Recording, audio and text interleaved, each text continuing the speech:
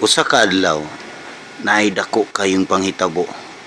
Naay usa ka babay nga gamhanan nga nagbuhat og kasamok sa kalibutan. Mao ang usa ka superhero nga gipanganlan og Super T Ambok. Muadto aron muluwas sa mga tao ug niisa sa siyang kamot ug nilupad.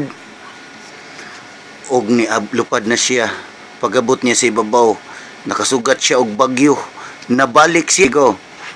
Oh, umura man siya nahubog. Mubalik siya gusab. Rena, isa siya kamot. Oops! Pagabot niya sa langit, dito nakasugat siya daghang king langgam o gibugno siya. Mao nang nibalik na po siya. Wa na daghan na kay siya mga pangus-pangus. Pero wa siya niundang. Kay nasi tabangan ng mga tao, nibalik siya. Go!